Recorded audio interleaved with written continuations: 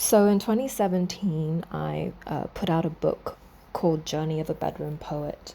And it was a book of poems that told a story of a girl who was basically trapped in her comfort zone and what she needed to do to get out. The journey of the book is all about her stepping out of the comfort zone of her bedroom, basically, and facing the world head on. And when I wanted to do the book launch, I didn't want to do something ordinary. I felt that because it was poetry, it would, work well, mesh well with music. So I decided to turn it into a musical. And I, put a lot of the poems to piano music, and have since put it to other music as well. But initially it was piano music for the musical. And it was just something that I just don't think I would have ever done. And I'm really glad I did. And we had the footage from the event, which was just so wonderful. But I kind of went, after that event, I kind of went into hermit mode and consequently went off social media for personal reasons. But I just feel like I never thanked enough the people who were involved in putting the production together. I am just so eternally grateful to all the people who made it possible.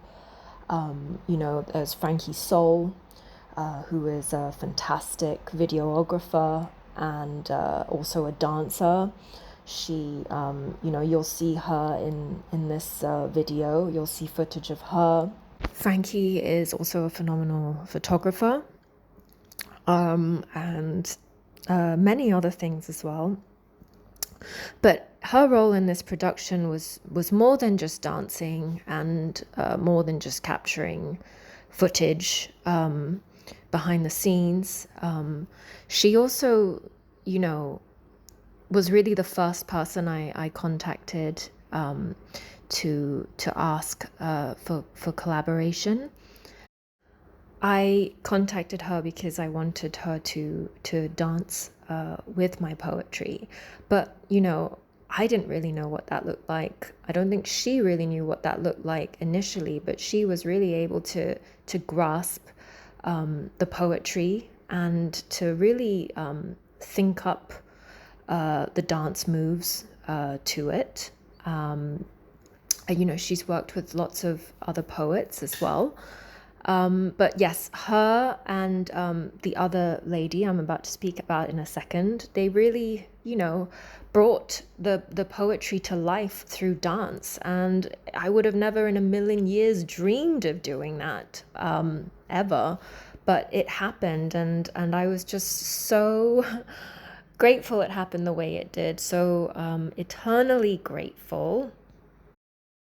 There was Carla, who is a wonderful, wonderful human being, who's who's the founder of the HOME BKK, which is a space to explore your creativity in Bangkok.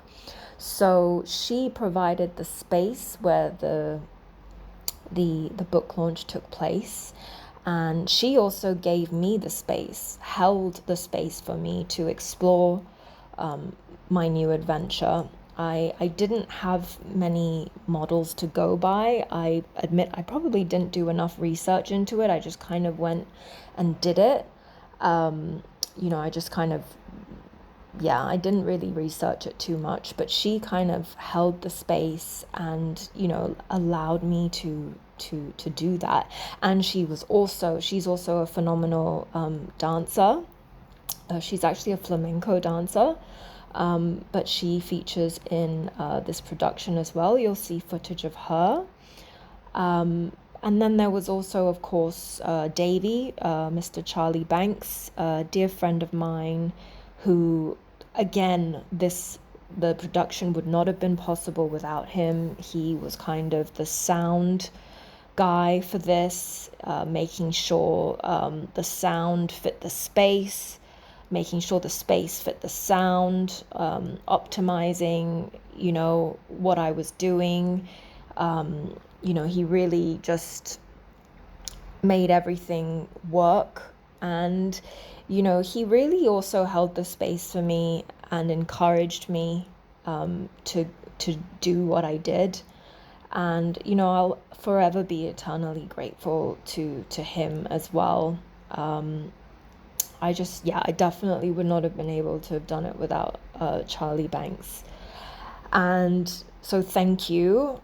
And also, like, all the people who came, I just was so lucky and overwhelmingly grateful I was that so many people turned up and showed their support for my adventure. I was just so grateful, and to this day I am still so thankful for every single one of you who came and supported and listened and clapped and cheered and maybe cried as well at how bad it was. No, joking. But thank you so much to everyone.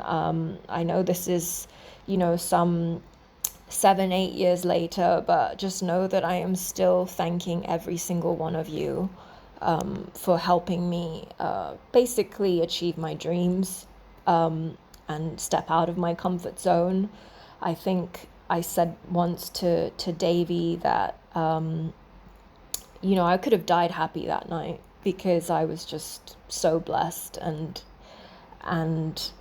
just so, there's not even a word for it. But yeah, my dreams came true that night. And so thank you very much to all of you. Without further ado, here is some footage from the event. There's also behind the scenes footage. We're starting with behind the scenes footage first. And so you can really get an idea of the making of the whole musical Journey of a Bedroom Poet.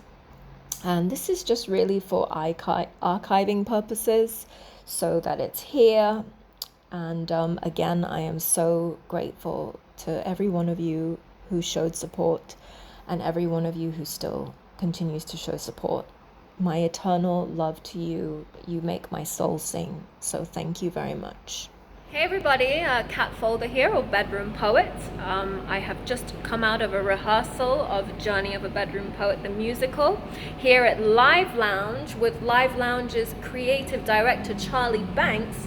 He is involved in the production big time, and he actually has a few words he'd like to share. So I'm one of the few people who's actually been lucky enough to see this from start to finish so far. And I can tell you that it truly is something incredible. Cat has worked so hard to turn this from a dream into a reality over the last 9 months. And if you're familiar with her work, if you've seen her perform, if you've read her book, or even if not, come to the Home on Friday the 25th of May at 8 p.m. and see the journey of a bedroom poet brought to life on the stage. See you there. Lioness often likes to digress onto some of the lamest paths. Sometimes likes to dress in. Most times likes to put on what society is most impressed by. You'll see it in the clothes she wears, the accent she flares, that money she's making, that love that she's faking. Daddy said she'd be a mix, Thai, Basque, Spanish, British beauty. Wordy bricks of being thrown at her shelf, building this labyrinth understanding of herself. You, English, George asked her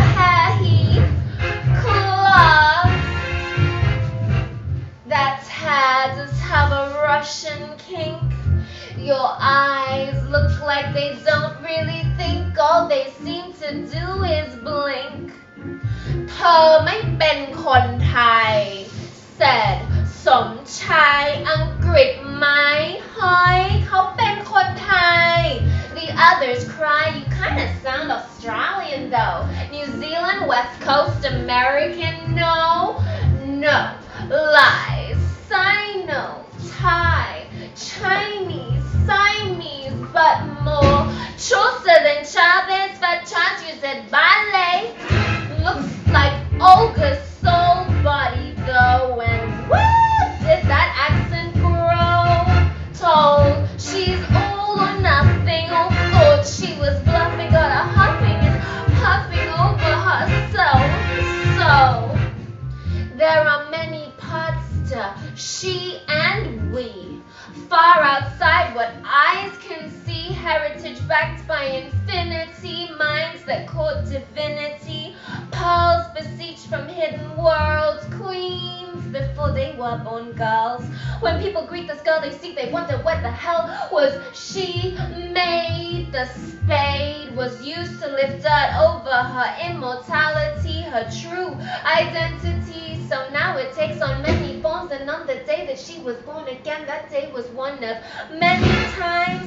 The cat that had the lives of 9, each life a piece of the big juicy pie, strong enough to never die, the reincarnation of thousands of generations that spun back to ancient civilizations. We are, but that's just another story. We've just finished rehearsing Johnny Ever Bedroom Poet the musical, and it's so exciting. I'm really excited. It's really coming together nicely, and I'm hoping to see as many of you there as possible on May 25th at the HOME BKK at 8 p.m. sharp. Looking forward to it. Bye!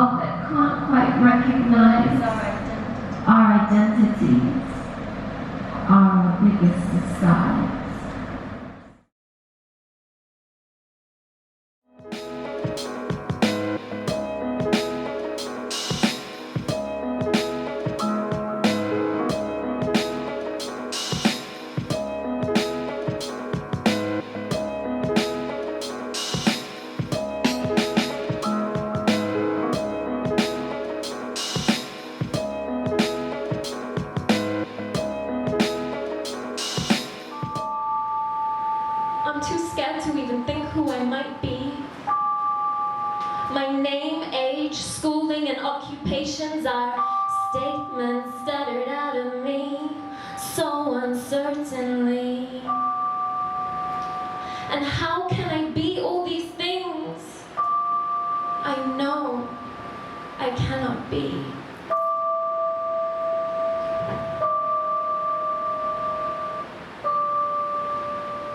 And so it is. I remember faintly who I am. I am more than these statements. I have more purpose than this. There is more to me than they all see. There is more to we than our names, our numbers, the sides of our figures, and the money signs we churn and burn. We are everything.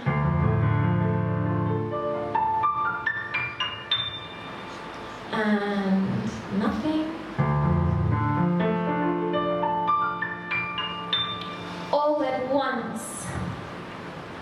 Drops of me are speckled across the different dimensions of our eternity.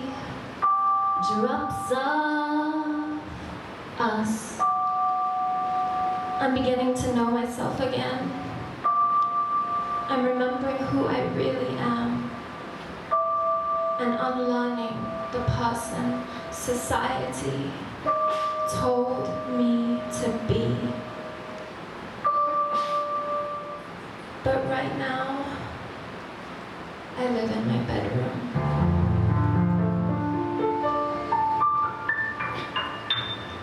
Right now, I write poetry in my bedroom.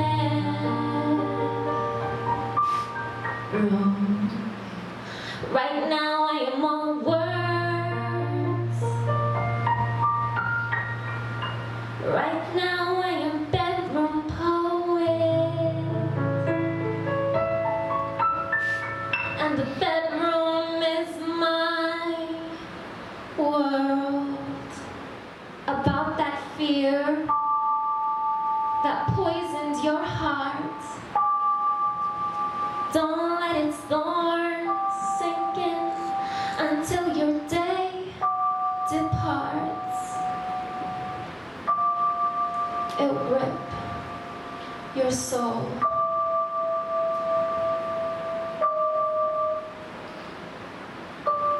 Apart. Beauty, beauty, beauty. What? Why bring something thrown onto her shelf, building this labyrinth understanding of herself?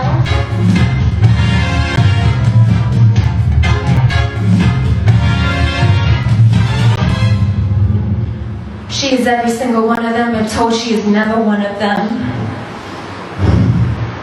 This girl thought she was lost until she realized she is the boss of who she decides to be. Yes, she's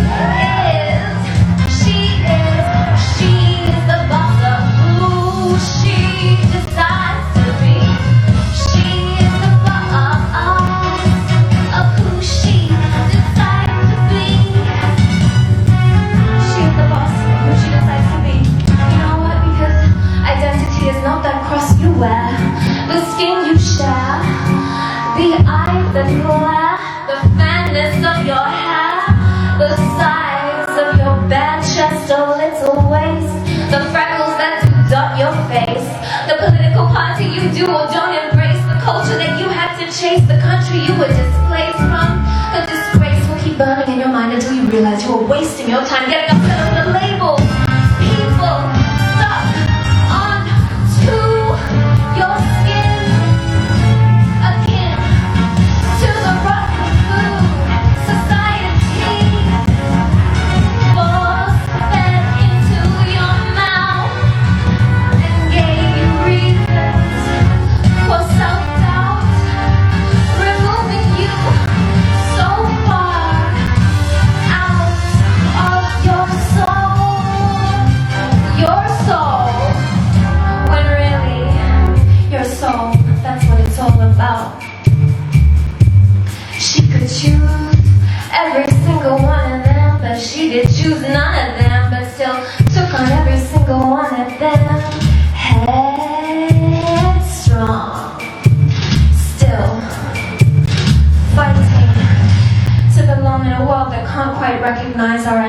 identities are our biggest disguise.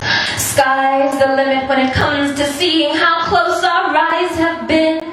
Our identities are what gets stuck and wedged between and separate us.